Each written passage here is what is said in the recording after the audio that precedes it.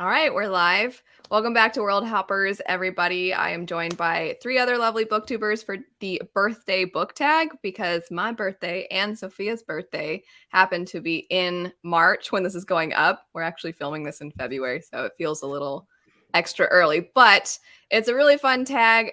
Every question has something to do with birthdays, and then the theme of that question coordinates with whatever book we're going to be talking about. So the first one says, Birthday Cake, a book with a plot that seems cliche, but you adore it anyway. And we'll just go ahead and go Sophia, Abby, Joanna, and then back to me. Okay, so I am going to get my Sanderson book out of the way early doors, and then I will try my best not to mention Sanderson again. But I am going to go with Skyward because it's basically based on the boy and his dragon trope, which of course is super cliche in fantasy these days. Not that that's a bad thing. And it's actually a girl in her spaceship, and I love it, and it's brilliant. And the spaceship is awesome. That's all I'll say. I almost picked that one too because for that same reason, but it's like, did you really? So good. Yeah, for the same reason, but it's such a good book, you know. It is. I love the first one. Did you see the chat with Jesse and Jess about Cytonic? I haven't read Cytonic, so I haven't. I know that there's conflicting opinions. Jessie was so funny. She was like, no, in her very sweet little voice. So, but anywho, yeah, I really like Skyward also. I didn't even think about that one. I don't know what it is. I think because I don't read a lot of sci-fi, that it just sort of, there's a little block. What about you?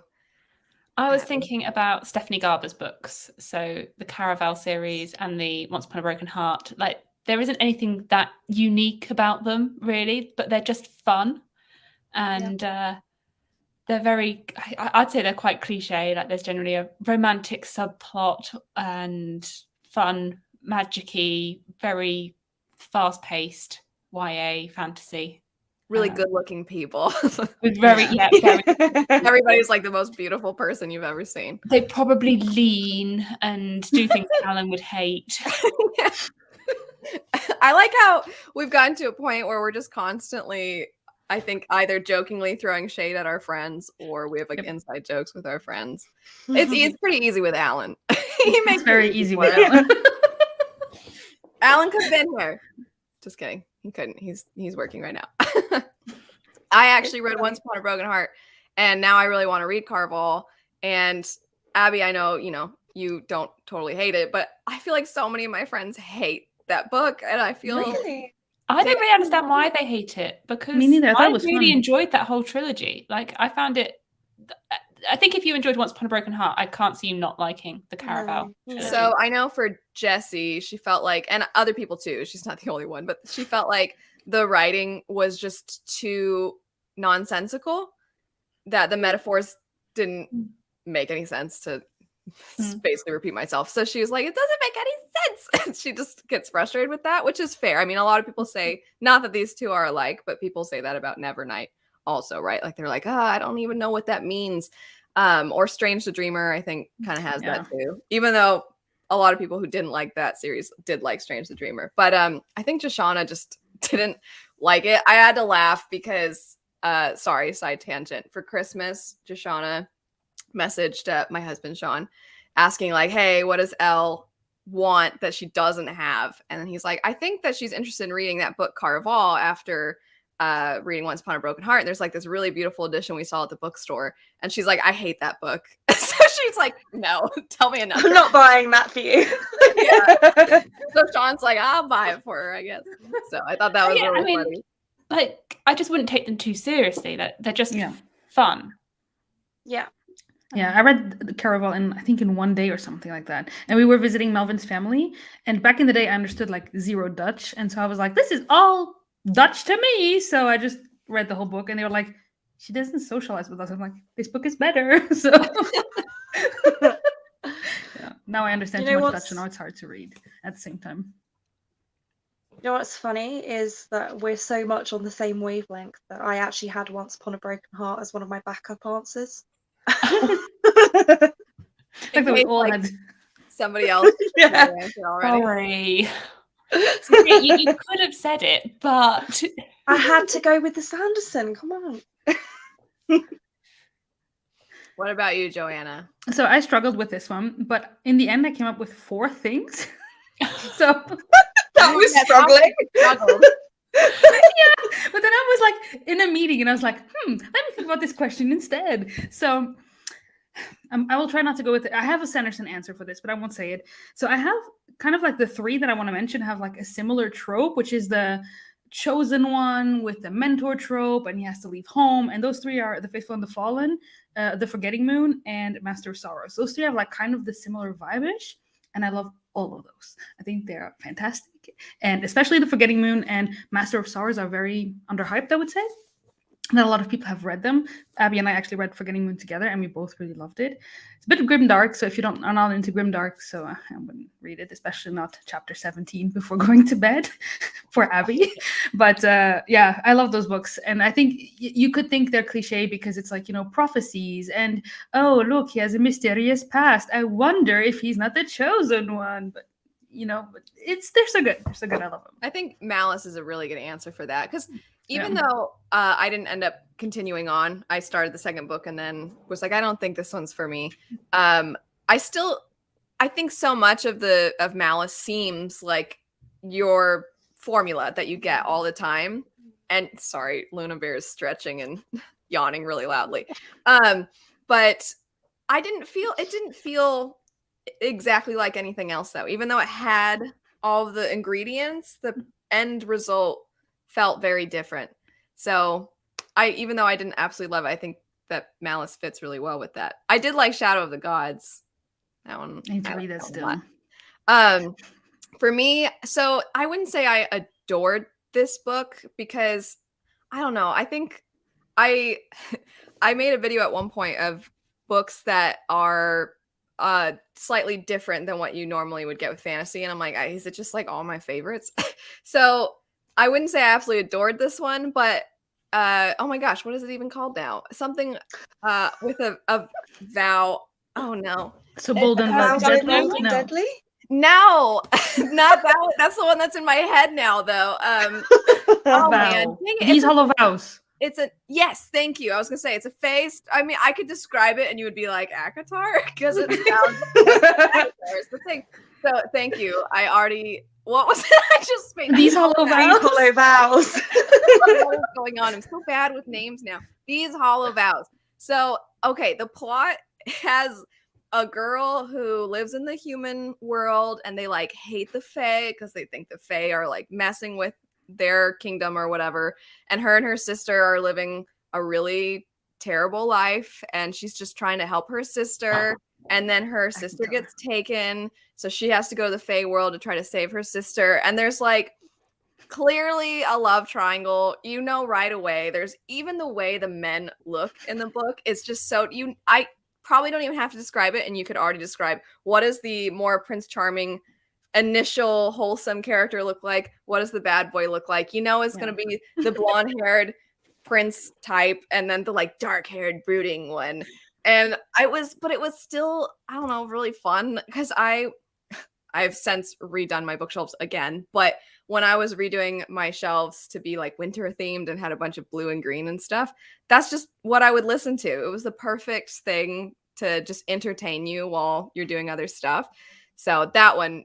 And again, does that not sound just like all the other books? Yeah. But also sounds fun. Cliche is not a bad thing. Like, it's popular for a reason. Yeah. I think that you're right. It's how people I think sometimes it's like the whole, if something becomes mainstream, then it must be lesser kind of a thing. And I think it's true that tropes versus like cliches, I know a lot of people have that conversation where there's nothing inherently negative about a trope, but it becomes a cliche when it maybe becomes overused or done in a way that's not original. And I don't know, I think, but like you said, sometimes you want that thing that you can like, you kind of know where it's going. It's like watching romantic comedy where you're like, I know what's going to happen. I know that there's going to be that third act, like they have to be mad at each other and then it's going to get resolved. And so but sometimes that's just what you want. Yes. Yeah. Exactly. I feel like a series that plays with that love triangle thing, like in These Hollow Vows, in an interesting way. It's an older series. I don't remember what the series name is. The first book is Kiss of Deception. Oh, the Remnant Chronicles. Yes. Remnant Chronicles. Yeah. I loved that back in the day. It was Yeah. so fun. I only read that the year before last. Really enjoyed it. Oh. I read them when they came out. I don't know how I would feel about them now, but I filmed a video this weekend that's like, if you like this YA, read this adult version, and I paired that book with Warbreaker by Brandon Sanderson because it has like very similar. It's not that the plot is not the same, but the theme of women kind of choosing their princesses, really choosing their own fate and deciding what to do, even though they've been set up to marry these guys and do these things, and like just like, no, we're gonna do what we want and we're strong. And yeah, I actually did that this weekend. So it's funny that you brought it up because Warbreaker was actually my Sanderson option for this question. Oh, I was going to ask. Sanderson for this, because I actually tried to get one of my best in real life friends to read Sanderson with me, and he looked at all the synopses. Merci. And he was like, a princess? You know that I would never read this. This sounds so boring. And I was like, okay. His loss. Yeah, no, he didn't want to read. And then Stormlight, he was like, 1,000 pages. No. I was like, fine. You won't read Sanderson. Yeah. It's okay. I think Sanderson's doing all right. You're doing your part to recruit as many people as you can. You can't get them all, Joanna. No, I did get a message from another coworker this week, and she was like, I finished the Stormlight books. When is the next one out? I'm like, next year. But that's okay. It was funny because when I did my State of Sanderson video, and I was excited because it said we'll likely get the 5th one next year, but I didn't say, oh my gosh, yay, only one more year to go. My reaction was basically just like, and then I kept reading, and people were like, yeah, exactly. Another whole year. Geez. And I'm like, no, my reaction is, yay, only one more year for these oh no, someone's alarm is going off. For this, like, wow. Let's move to the next question. You got the point. Party guest. Most anticipated book. Stop right when I muted. Of course. Luna's very alert now. Anyway. So I put a couple down for this one. The first, I'll do them in the order that they come out, I think. And the first one is Shorefall, which is the 3rd book in the Founders trilogy. First book being... No, wait, you mean Locklands? Oh, Locklands. What's Shorefall then? The second one in the series. Shorefall is the second one in the series. Yes. So, Sophia, you're stealing my answer. I'm sorry. Okay, let's pretend I didn't say that. My most anticipated read is this is the other series that I go on and on and on about, is the Keeper of the Lost Cities series by Shannon Messenger, which is a middle grade series that I love. And the 9th book is coming out in September, I think. I'm very, very, very excited. It was supposed to be the last book though, and it's now not. So sad times. Would you say that that's a good middle grade series for people that maybe don't read a lot of middle grade, or do you think it's very middle grade? And if you don't read it, I think it's one of those series that kind of grows with its readers, and it's not super complex. Of course, the writing is really easily digestible, but there's a lot of foreshadowing. There's a lot of intricate plots. It's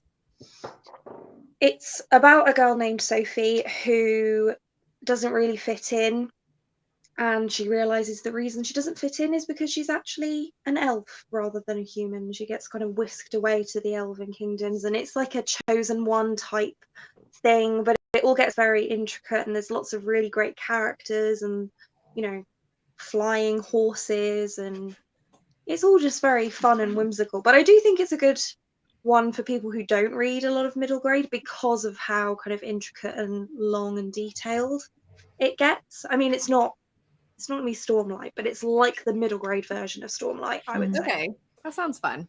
I've heard of it before, and I just, middle grade is hit or miss, of course, because I'm not the target audience, so it's hard to know. Because I tried Percy Jackson, and I was like, this is a it's very young. It's very young, which it should be because it's for younger readers. And of course you can enjoy it even if you're an adult and you're outside the target audience. But that one I was like, So I know Jess loves Amari. So that's one I want to try sometime this year. Maybe I'll pick up that one too. Yeah.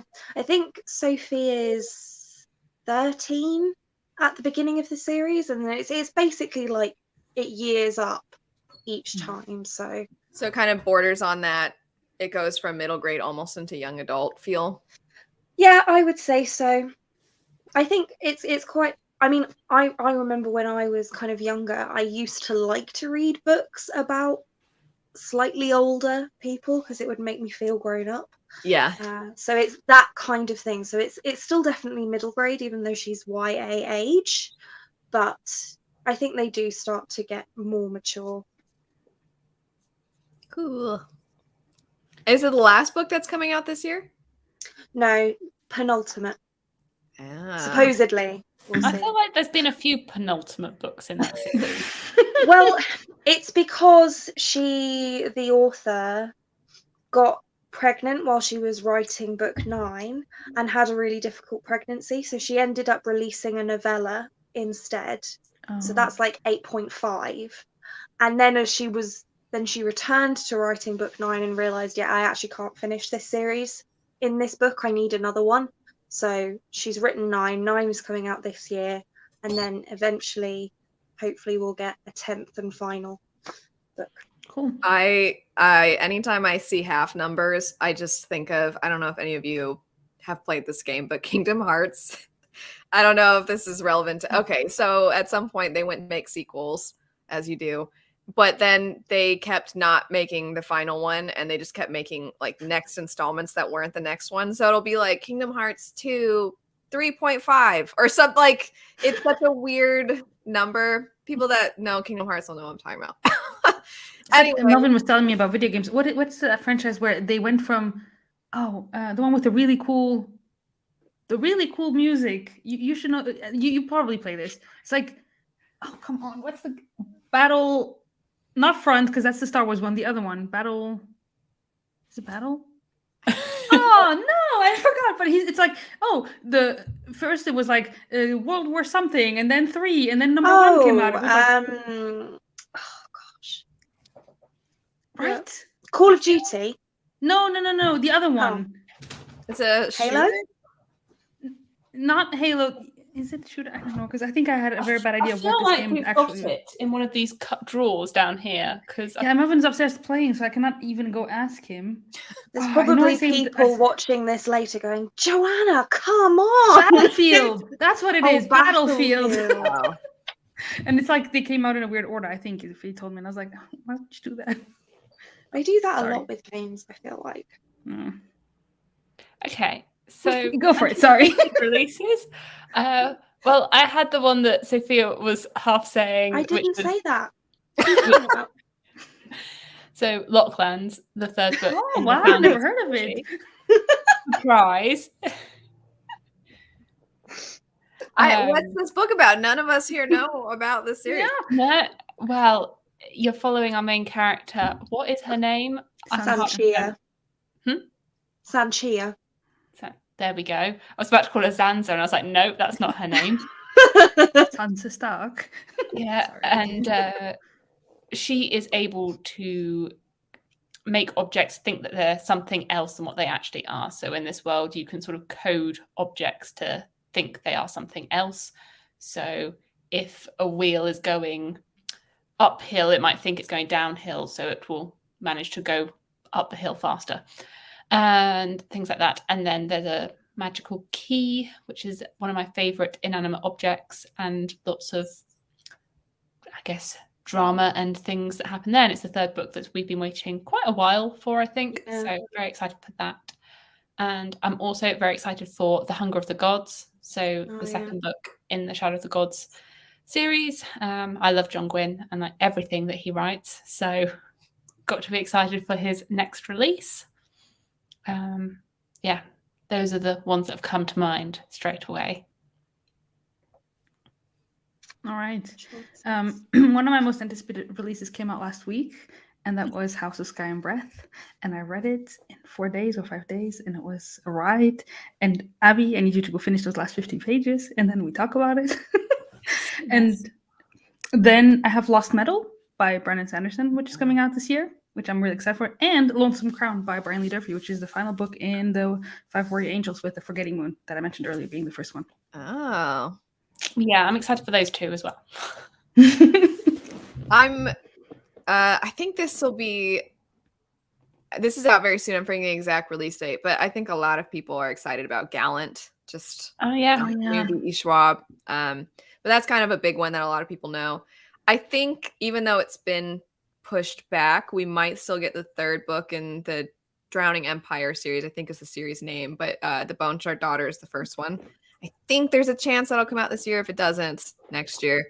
But I mean, we know what I'm going to say. I'm Fury Song. I'm so excited for the third book in the Fireborn trilogy. I am a little sad because, the very silly statement that all bookworms say at some point of like, I don't want it to end.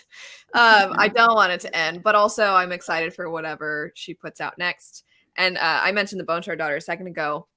One thing I am sad about is that series I feel like could be longer, and it's been confirmed that it'll be a trilogy, and I'm like, dang it, because I just think it's so fascinating, and I don't want to leave that world in only 3 books. I want so much more, especially without giving away anything for book 2. I think book 2, it moved really fast for me anyway, and I almost feel like I feel like I need more things. I just need more. I don't want to give away spoilers, so I'll just say I want more. But I know I'm also excited for a lot of the ones that you mentioned. There's just so many books that even if it's not the most anticipated, I'm still very curious. I'm curious to see how Holly Black writes an adult fantasy. I think that'll be interesting to see. And there's so many that The Girl Who Fell Beneath the Sea, I think, just came out yesterday at the time of filming this. And I went to the bookstore and they didn't have it. Gosh darn it. I was like, what the heck? Why aren't you? This just came out. So I'm excited for that one. I don't know, it's going to be a first book in a series. So there's a lot. But I mean, usually it's the sequels, right? That we're the most anticipating. Yeah. Birthday Presents, a book that surprised you with how much you loved it. So my answer for this one is Jonathan Strange and Mr. Norrell, which is one of my favorite books from last year, but it's really slow.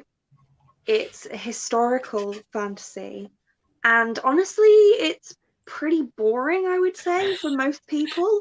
You're really I loved it. I know. I don't get it. I fully expected to start this book and DNF it. And I loved it. I loved the characters. I found the magic, even though it was a soft magic system, and that's not my thing at all. I really enjoyed the magic. I really enjoyed all of the plot. I really still can't even explain it to myself why I loved this book so much. But I did. So everyone should read it. Just try. You'll know pretty quickly if you're gonna like it. I have heard from other people that it's really good, but that it's slow. I felt really similar about The Queens of Innisleer. Yeah. Because oh my gosh. Like, it's just, and the magic it's weird. The magic is, like, there's a part, I don't even want to say, but like somebody swallows the eye of an owl for this thing. And also, if you know, it's a King Lear retelling. I could tell you why, but I almost don't want to in case you pick up the book, because the reason why, basically, they need the owl's eye to like see inside them to figure out what's going on, because there's something going on. Yikes. So yeah, but I read that and I was like, gosh, at that part. But the whole book isn't like that. It's a King Lear retelling, so you have this one king who's kind of losing it, and his 3 daughters, and it's. I mean, it took me so long to read that book. So anyway, that was not my answer for this question, although it could have been. That I did end up liking it. The writing is really beautiful. Anyway, sorry, Abby, I cut the line. Back to John Gwynne, because Malice was a big surprise for me, and how much I loved it, because I'd owned that book for years. And I read it a couple of years ago, so I think it's now got a lot more hype, or there's a lot more people that talk about it now than a couple of years ago when I read it. Like, I hadn't really seen anyone talking about it, and I think I just picked it up in a charity shop, and it had sat on my shelf unread for years until I was like, come along, you've got to read the books you've owned this book for ages, like, get it together. And then I loved it, and then I had to go out and buy the rest of the books in the series. So Awesome. I mean, it has a lot of things that I knew I probably would like because of the tropes that I enjoy, but I just didn't expect that I would love it as much as I did, and that it would become like a favorite of all time. You know, we joked about how we're probably going to mention Sanderson a lot, but Abby, you pretty much always bring up John Glenn. Yeah, I was gonna say. Well, It's not just me. You're the Gwyn girl. Get more creative answers. Just kidding. I'm glad that, you know, you're always repping John Quinn. And you're right. I think a lot of people, I had the same scenario where I found them at a used bookstore. I found, I think the first 3, and I just had them for so long. And then same thing. I'm like, I got to read this. So. Well, I was trying to think of books that surprised me, and I was like, well, what surprised me? Because so many of the books I pick up, I think I go in with the expectation that I know I'm going to like them. Right. Because I'm not going to be picking up books thinking that they're going to be 2 stars. I'm picking up books I think are going to be 5 stars. I actually I'm always planning out videos and like trying to plan way in advance. And I had done a video like this where it's pretty much centered around this very question of books that you didn't expect to like that you ended up liking. And I kind of wanted to do another one. And I was asking people on Instagram too, like, what's a book you thought you wouldn't like? But the hard thing is, like you, I don't pick up books that I don't think I'm going to like. And so currently I'm like writing my answers down. I'm like, these are all the Goodreads nominees that I told myself I would read. Because like for that project. But sorry. Anyway. I mean, I guess a non-Gwyn would be maybe like The Love Hypothesis, because it just seemed to have a lot of like TikTok hype. And I don't often read like lots of romance, and I just fell head over heels in love with that one. I mean, I can't hear about that book without thinking about Jess, because the video was so great. Yeah, and there's just a line that I know out of context, I'm sure just makes the whole book sound terrible. But there's a line that Jess read, and I was like, oh my gosh. Yep. Well, spoilers, that's my answer to the next question. So it's my answer to the next question too. We have multiple answers. Oh, well, we'll get there in a second. Sorry. A book that we're sticking with this one. Yeah. So I'm gonna go the opposite of Sophia. So you picked Jonathan Strange by Susanna Clarke. I'm picking Piranesi by Susanna Clarke, the short version of her books. I always, when I saw that book in book hauls or in other people's reviews or anywhere, I was like, that is a book I don't want to read. It looks weird. No one can tell me what the heck the plot is about. It's short. There's no time for character development. I will not like this book. I will not buy it. And then eventually I caved, and I buddy read it with a bunch of our friends. And I think that also made it so great. I was putting it with Evie, and there's a bunch of people that we're talking about, and I love that book so much. It made it onto my favorites of last year. It was just so darn beautiful, and I just was compelled to read it all the time. Like I read it in like 2 or 3 sittings. I don't even know, but it was just so good, so beautiful, and the way she approaches certain things, it made me feel so many emotions in like tiny book, you know. And it was just so good. I loved it. I have heard everything you described as to why you didn't want to pick that one up is why I don't want to pick that one up, but maybe I'll fall into the same boat. It's just so beautiful. My actual answer for this one would be The Kingdom of Back, which is one that I often talk about. But the reason everybody thinks that because I majored in music that I would be more inclined to like the book that has music, because The Kingdom of Back is about Nenro Mozart, who was Wolfgang Amadeus Mozart's sister, who's a real person in history, and she's fairly well known in Austria and in some other European countries, but really most of the rest of the world didn't even know that he had a sister, and she was just as, if not more, talented than him. But due to that time period and the restrictions placed on women, once she got to a certain age, it was seen as it was like risque for her to be performing as a woman, and just really, you know how it goes. So the music aspect of it, like, I know people thought I would like Name of the Wind because of the music aspects, and I'm like, I mean, no.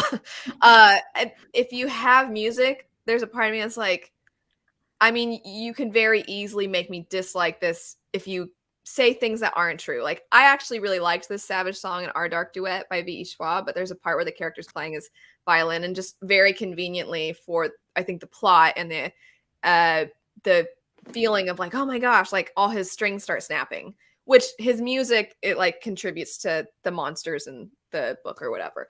And I'm like, that doesn't, your strings don't just all start snapping like, and so it's hard for me when there's a music thing to not almost roll my eyes at it, because either it's not gonna be true or it's written in a way that's like how somebody would romanticize what being a musician is like or what playing is like. And I'm like, yeah, there's of course moments that are going to be really impactful while you're playing. I've certainly had moments where when you're a part of something, you're creating this music with all these other people, it can be this thing that sweeps you up and kind of, it can feel like ethereal almost. But if the whole book is like that, I'm going to get annoyed, because I'm like, sometimes it's just like I got to crank out my scales and that's not fun. And so I was like, I mean, I'll pick it up, but I don't know if I'm going to like it. And I loved that book. I loved that book so much. Nobody else likes it, but I really like it. I think it's so good. And I don't know if any of you have read it, and if you dislike it, it's okay. But I just think it's one of those books that's in the wrong spot.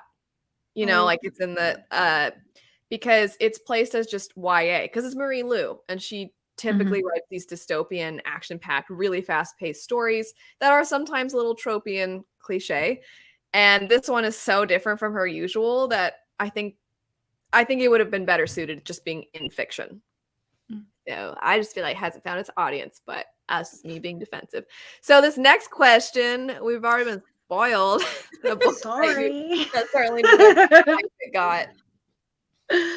So, The Love Hypothesis by Ali Hazelwood. I do like romance. I don't read it nearly as often as I should. I'm trying to remedy that a little bit this year. And I feel like this book is possibly what made it click for me, that actually I really like the fake dating trope, and I thought this was the fake dating trope done just really, really well. And yeah, there are tons of problems with the book. Whatever, I don't even care. I just love it.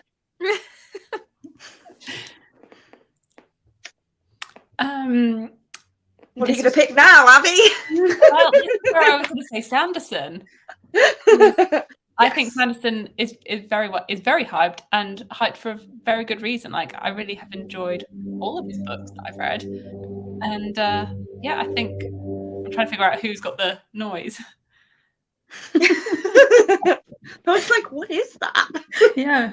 I don't even live up against the main road. It's like there's a road in my neighborhood, and then there's more houses, and then there's the main road. But sometimes just the loudest cars drive by. So That was a car?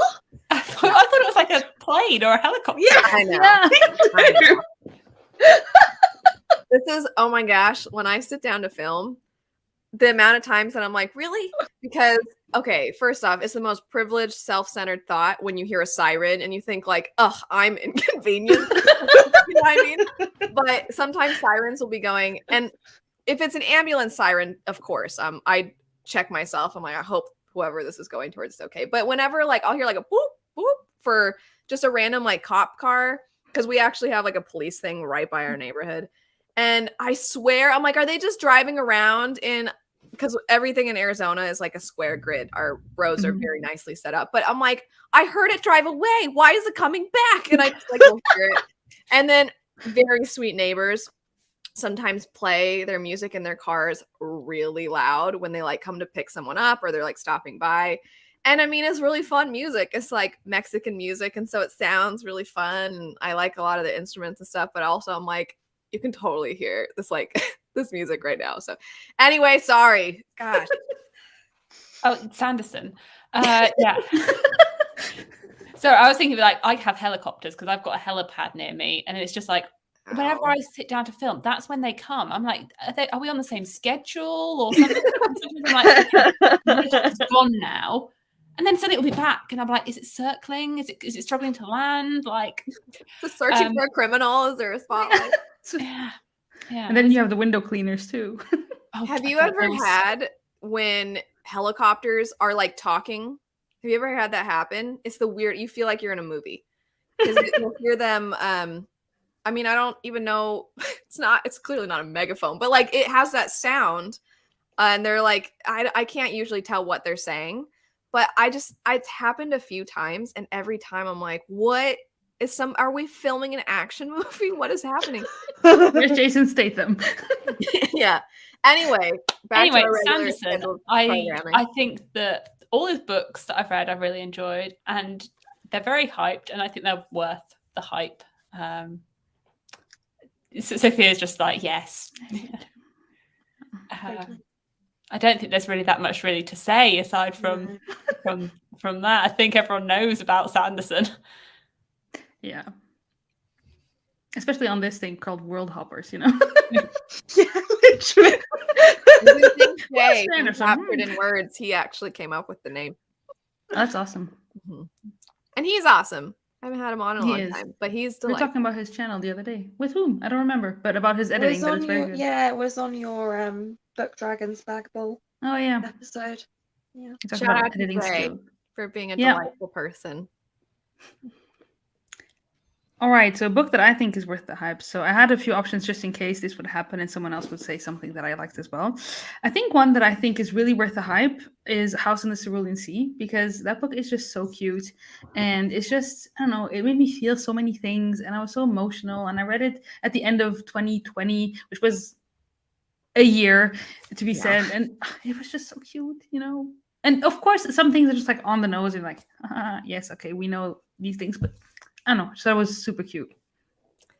So I don't know what to say for this answer because, yeah, I like, Mistborn and Storm My Archive. And yeah, I think they deserve the hype. I mean, I'm always, this side, Full Metal. I think I'll go with Full Metal because I love Full Metal Alchemist. I think it's just so fun. And also it can be so heartbreaking and you care about everybody in that, even the villains where you're like, this villain's, even if you don't like them, the villains themselves, there's different levels of bad. And then same with the good guys.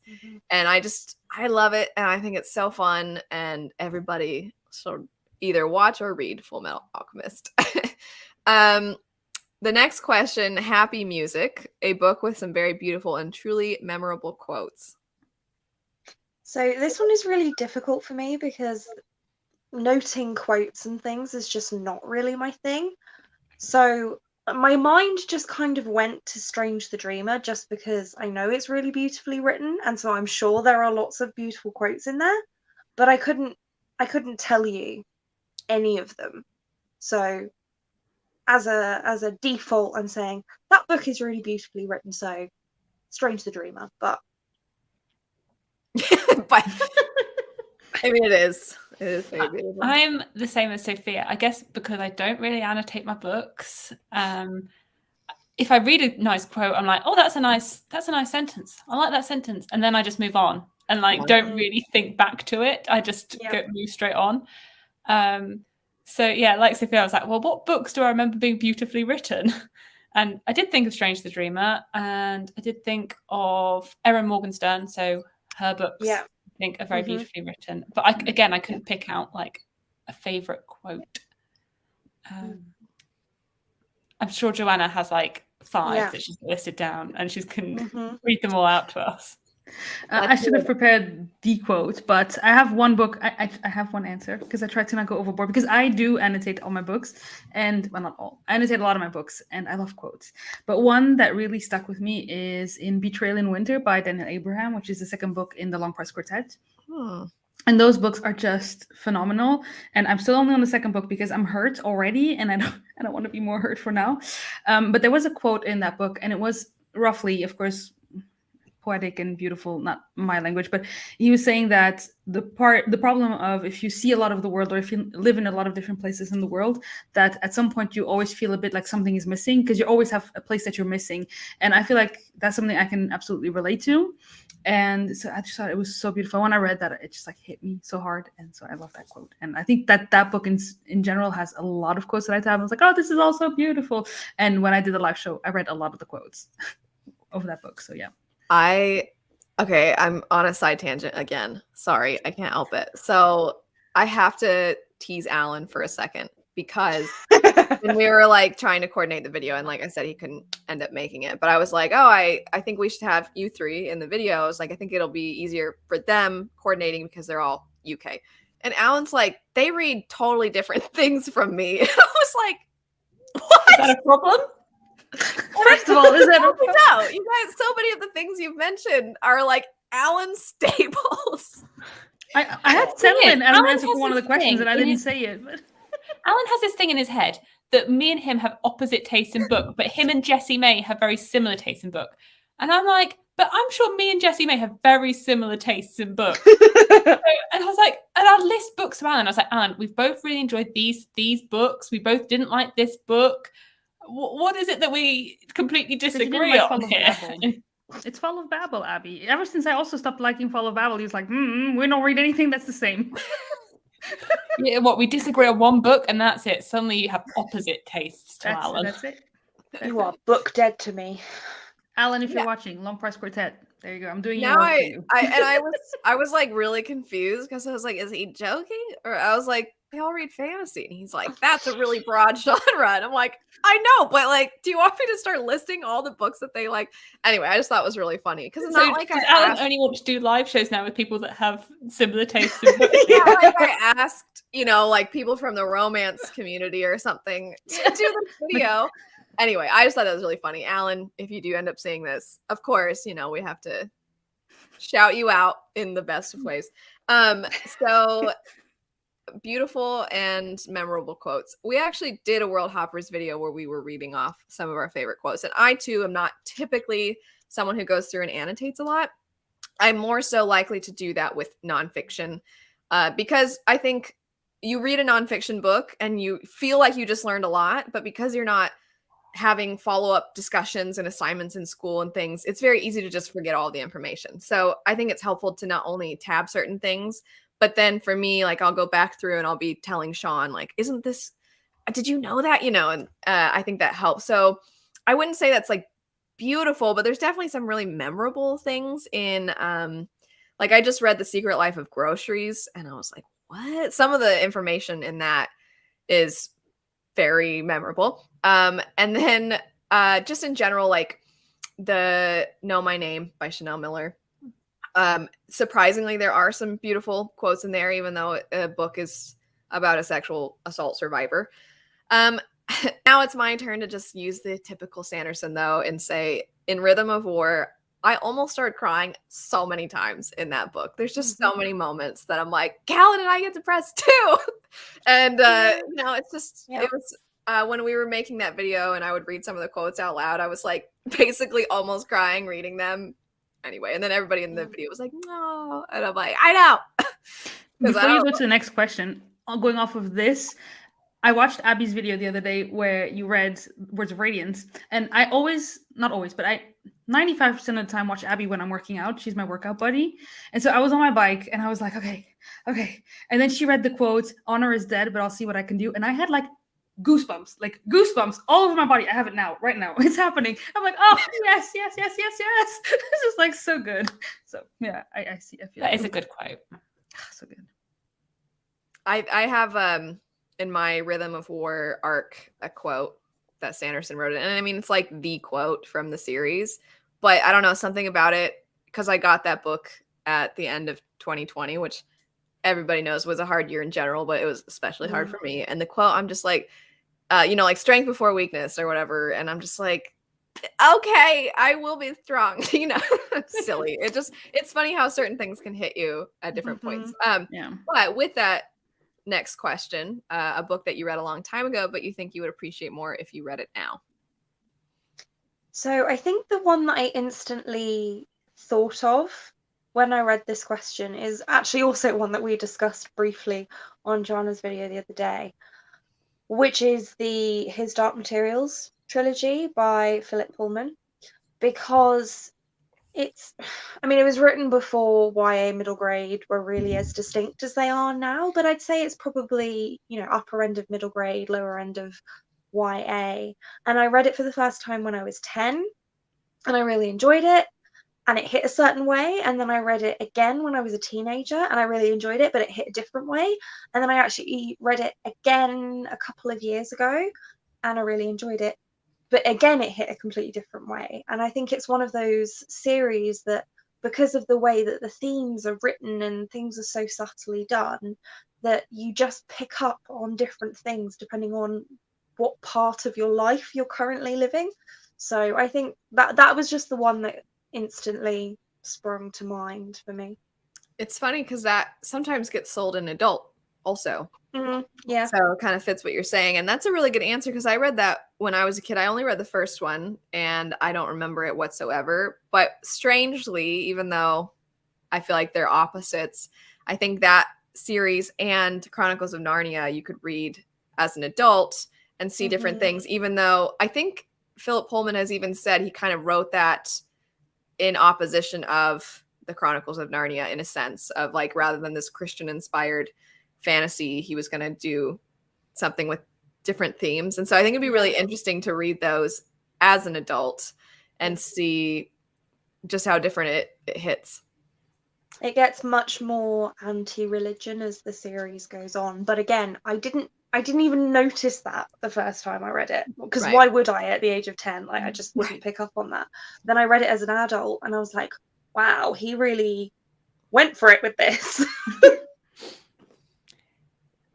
For me, it's going for a classic, and that is The Lord of the Rings. So as a child, my father read to me The Hobbit, The Fellowship of the Ring, and then we never finished The Two Towers. And the book still remains unfinished to this day. But I reread The Hobbit last year as an adult, and I really enjoyed that experience. Like, it reminded me of my experience of my father reading it to me, because I can't remember how old I was, but I must have been pretty young, and I couldn't quite remember. I didn't really remember the story. I just remembered the experience of it. So listening to the story, because I did the audiobook, it was just such a nostalgic experience, and I really liked it. So I think, or I'd hope, I would have a similar experience with The Fellowship of the Ring, which I am planning on reading in March, as it's the Shelf Space book club pick. So hopefully it hits the same or different, or hits in some way as an adult for me. That's a good one. So I didn't read a lot as a kid, but I remember being pretty young when my mom put The Alchemist by Paulo Coelho in my hands. She's like, read this. I liked it. And I was young. And I remember getting to the end of that book and I was like, this is stupid. And I won't spoil the ending in case you haven't read it. But I think that if I read it today, I would appreciate it for what it is and for what it's trying to say, instead of finding it dumb and ridiculous. So I think that's the one. I read that. I can't remember it at all because I was probably too young for it. Yeah. I really thought you were going to go with The Hunger Games. But I reread them last year. No, I know. Well, I reread Northern Lights recently. Yeah. Yeah, that's true. I mean, but I wanted to go something young. I think Sophia's answers were, well, you had the one, that series, and then I mentioned Chronicles of Narnia. But honestly, a lot of the things we read when I was in high school, I was a very attentive, good student. But I think something like To Kill a Mockingbird I grew up in I feel like a community that didn't talk about those issues very much that are addressed in that book. And now that I've gotten older and, you kind of come out of your bubble from wherever you've grown up, and then you start to see more of the world. And especially with social media being a bigger thing, you see more people's experiences being articulated. So I think that one I would like to read again at some point, because I just don't remember it either very well. And it was one of those, like, the teacher would sort of read some of it to us, and then we'd read, and then there'd be kids in the class who were derping around, not doing anything and messing around. And you know what I mean? Like, it's just not that you don't get to, like, really sit with that book. Something like Fahrenheit 451, I think also, because for me, reading in high school, I was like, this book's weird. And I still remember it pretty well because it's pretty distinct and it's very strange. And then, I mean, even some of the really, like, we read, I think I don't remember if we read both, if we read the Iliad and the Odyssey. I remember reading parts, but I'm like, did we read the whole thing? Because it was in a textbook as one of the things to read. So it's not like we had a book in our hands, so it's hard for me to remember. But just a lot of those reading in high school, I just feel like as an adult, even though I still feel like a baby, as an adult, I think it would hit a little different. My only fear with rereading is if it will have the same experience, like if I will enjoy it as much. Like I read The Night Circus when it came out, and I haven't read it since, I don't think, and I loved it, and I still put it as like favorite book. But I haven't read it since then, and I do want to reread it, but there's also this fear that what happens if it doesn't live up to my memories of it? Yeah. Like what happens if it's not as good as my memories? And that is the scary thing. Like I think with the classics that I read in school, I wouldn't have that fear so much because like To Kill a Mockingbird, I remember reading it and I remember enjoying it, but I wouldn't put it as like a favorite book. So if I reread it now, I'll probably get something different out of it, but I don't know how I feel about my enjoyment. Whereas there's the ones that I had favorites of as a teenager, and I'd be like, oh, is it going to live up to that memory of it? Yeah. That I was worried sometimes too. When you discuss books on social media, there's a little bit of, oh man, did I overhype that? Like, are people going to go into it and be like, this actually kind of sucks? Why do you like this? And for me, when it's a book, especially that's not talked about, and you're kind of not saying like, I'm the first person to discover every good book or something, but sometimes you'll read a book and it's not a Sanderson, we'll say. And so you don't really know what other people's opinions are, and you're just sharing yours. And then you, like I was saying, you have this thought of, is it as good as I was acting like it was? And then when sequels come out and you're like, oh yeah, this is really good. I'm glad. Yeah. For a little while there, I wasn't sure. And I know with Fireborn, because I was like really hyping it up and posting about it, like Fireborn Fridays and stuff like that. And then so I started seeing so many people pick it up, and I'm like, I hope everybody likes it.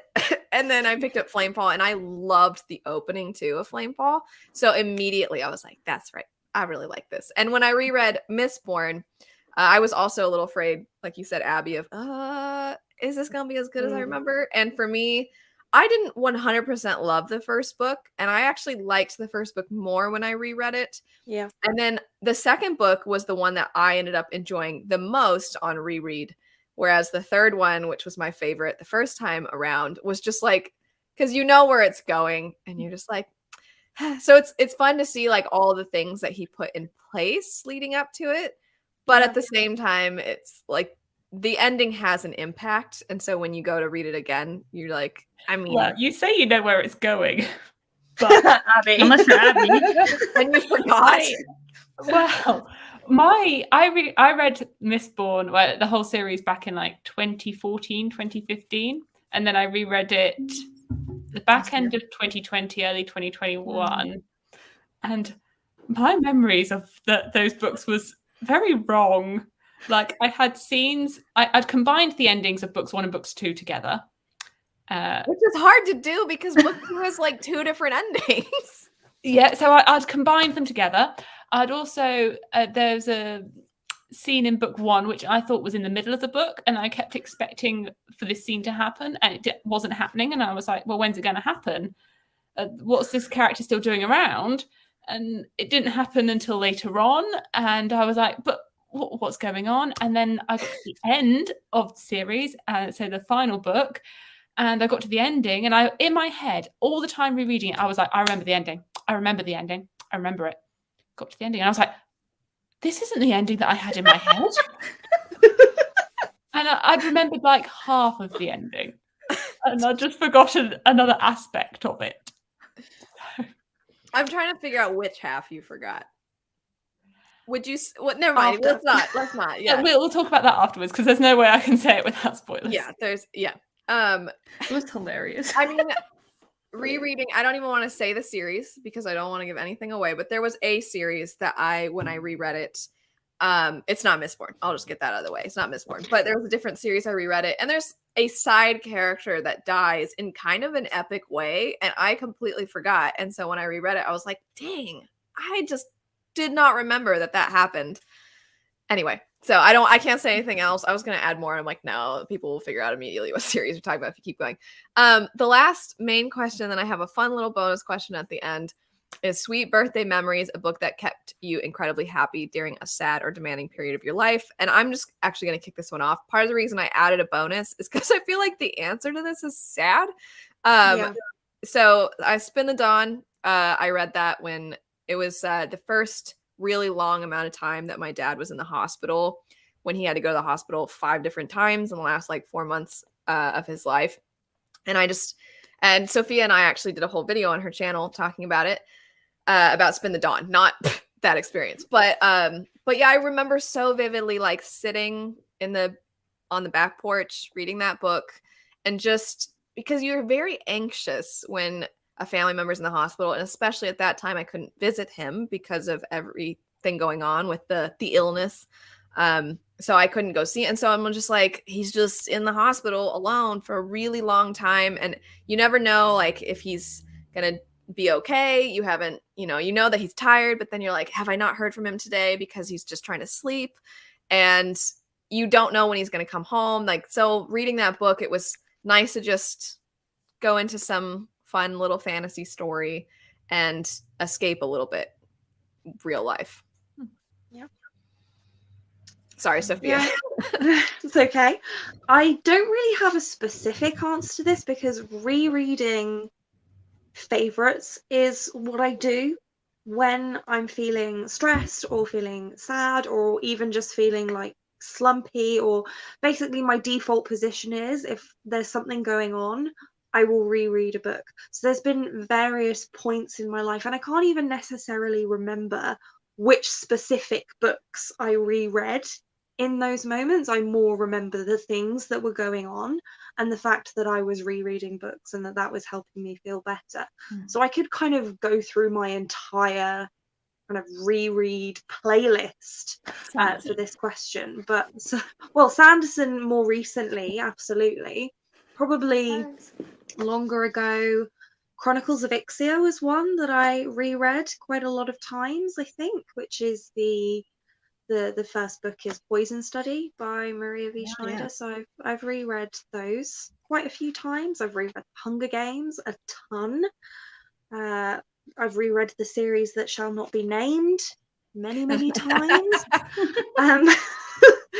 So yeah, it's not one specific book, it's just rereads in general for me.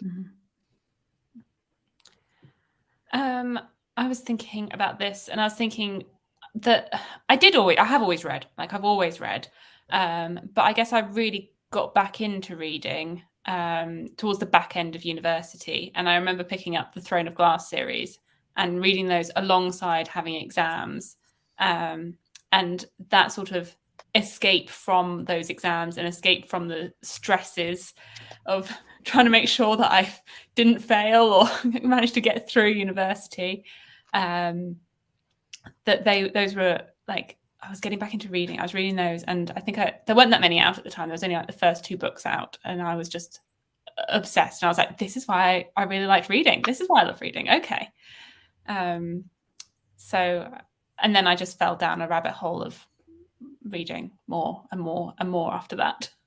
I think that ties kind of into what you talked about with the very first question of cliches and tropes are not always something to be looked down at or meaning that a book is lesser, because when your own life feels so outside your control or so stressful because of the unknown, what's going to happen next, having something that is somewhat familiar, it's like, it's not that you have control over the story, but you almost know how you're going to feel. It's not scary to go into it, and it kind of like, it's like a little balm for your worries in a sense. Yeah. And like when towards the beginning of 2020, I was reading Crescent City when that came out, and I was I'd started reading The Lies of Locke Lamora, and then I had to put it down because it was just too much with the world, everything going wrong. And I was like, no, I just need something comforting. And I just know that Sarah J. Maas is very comforting for me as a writer, that I will find her books just very, I'll completely escape into them. And they will take me away from whatever's going on in my own life, which The Lies of Locke Lamora wasn't quite succeeding at doing in March of 2020. And I still haven't quite gone back to it, even though I do plan to.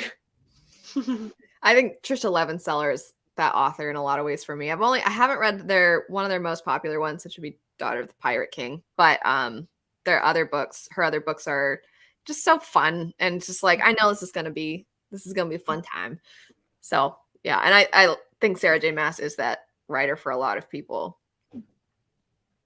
Yeah, Sarah J. Maas is definitely one of those writers for me too. She's like my top 2 for that. But I will say that my answer, I saved my Sanderson answer for this.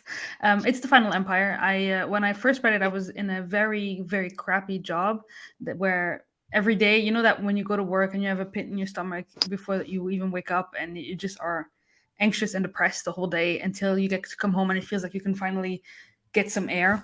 So that's the first time I read it. And then I read it, I don't remember when, but somewhere in between again. And then I read it again when I broke my leg. And then I read it again when I was feeling anxious last year with everything that was going on in the world.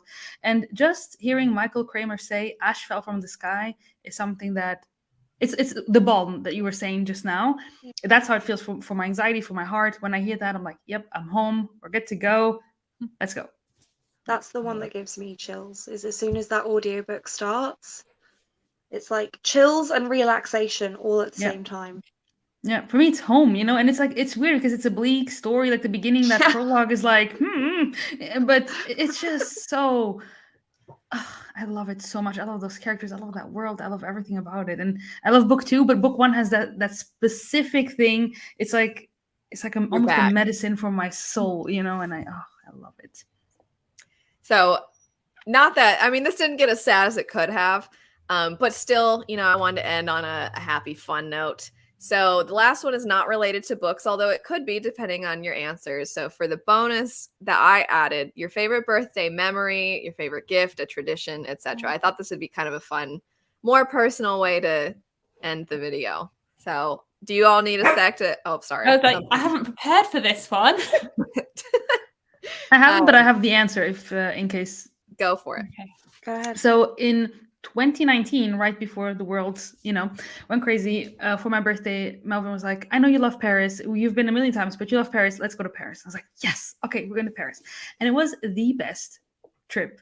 Like, it was a weekend trip, and it was the best because we did so many nice things. We went to a very nice restaurant, and we went to visit a lot of different things. But one of the things that was so awesome, so I don't know if you've been to Paris and you've tried to go up the Eiffel Tower, you can wait hours in line, like hours and hours and hours. And this, we had just had dinner, and it was night. So my birthday's in September, so it wasn't too cold, but it was night already. And the Eiffel Tower was all glittery and stuff. And I was like, let's just go towards the Eiffel Tower. And then we were standing there, and I was like, I would so love to go up, but look at the lines. It's insane. We can never go up.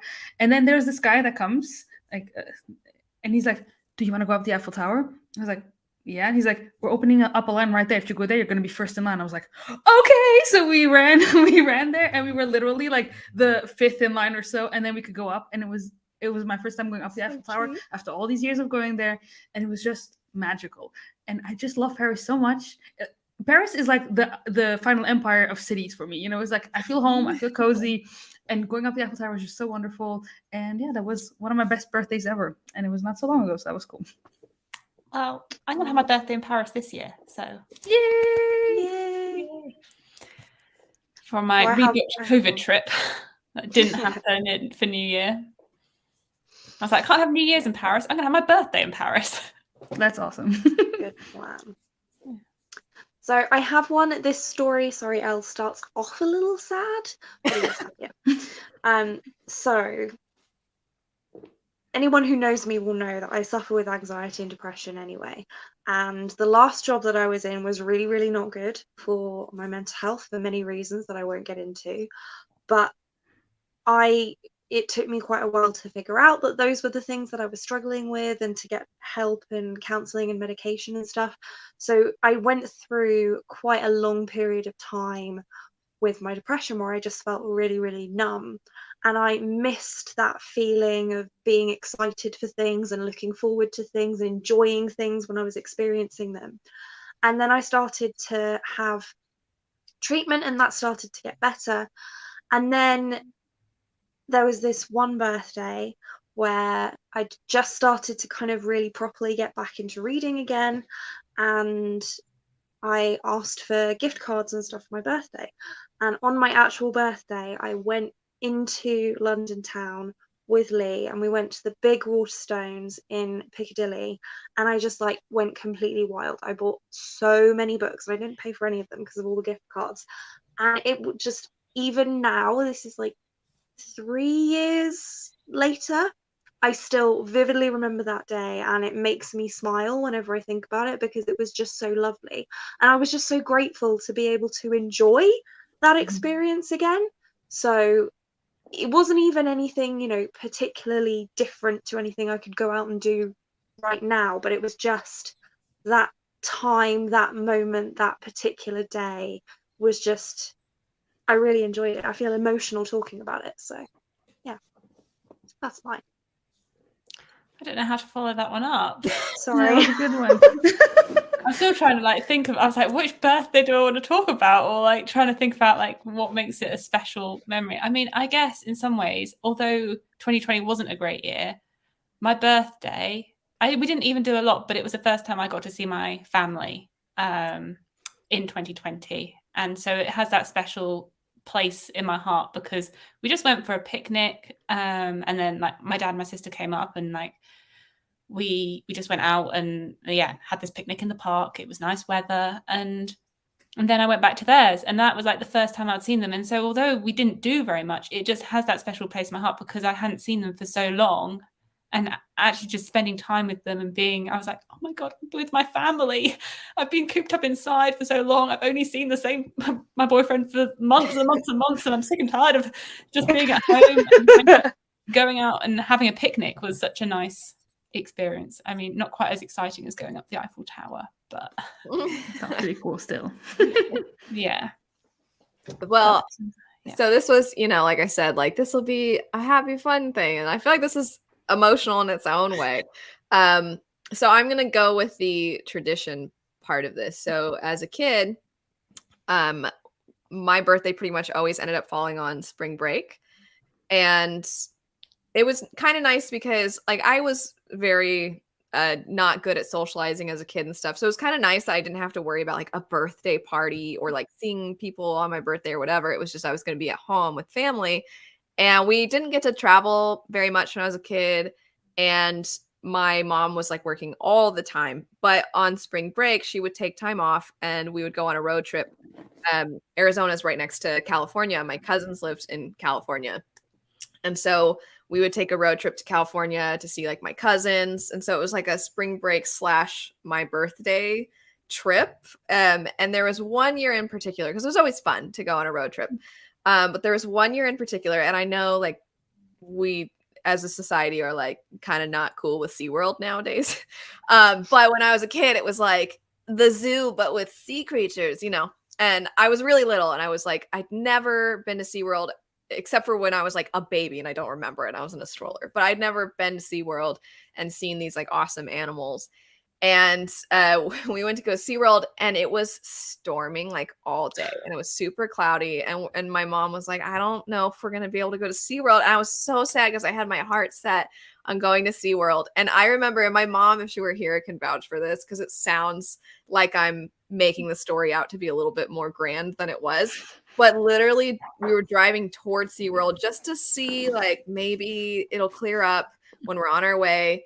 And like literally it was like the eye of the storm almost around SeaWorld where there's like storm clouds everywhere except like sunshine right over the way. Awesome. And my mom was like, God wanted you to get to go to SeaWorld for you know, like it was a very cute, like it really looked like the heavens were shining down. And it's like, you know, that silly, like you're a kid and it feels like the world is doing something nice for you kind of a moment.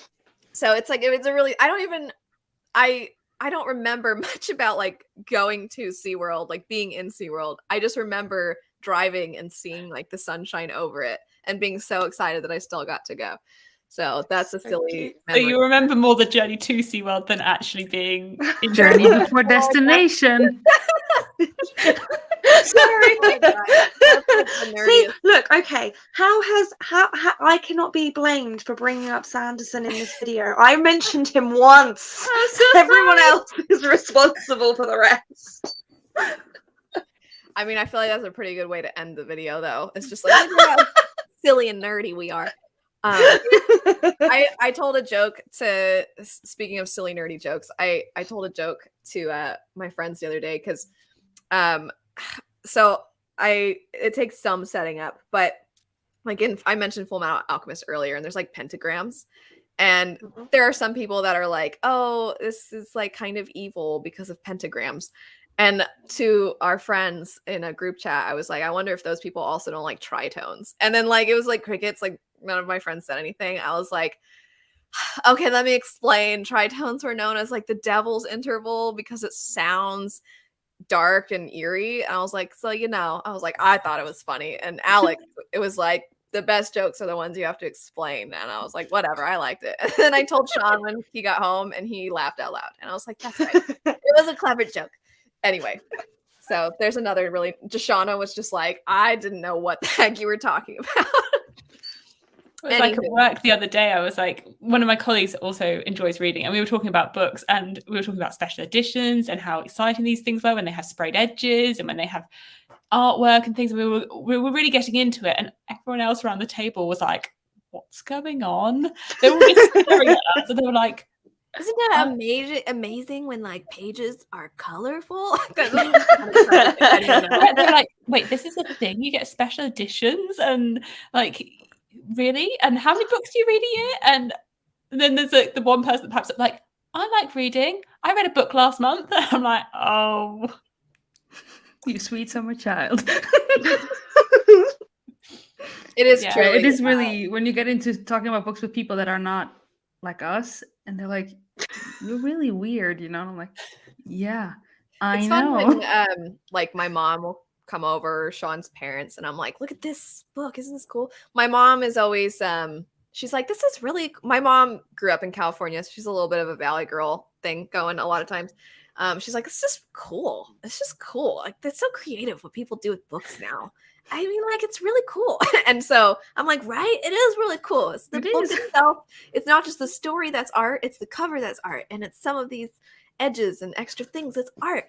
Anyway, so. And my mom makes me buy, when she sees an edition that she thinks is pretty, she's like, you have to buy this book. I'm like, but Mom, I already have it. Or I'm not at all interested in reading it. She's like, but it's pretty. You have to buy it. And I'm like, okay. Your mom is enabling your... she's pretty terrible, yeah. I have what a Portuguese terrible editions. mom. No, seriously, I have Portuguese editions of Game of Thrones, and it's like they were split in two, so it's like there's a lot of books, but they're so gorgeous. But I spent a lot of money on them. I feel a bit ashamed of saying how much, so I won't.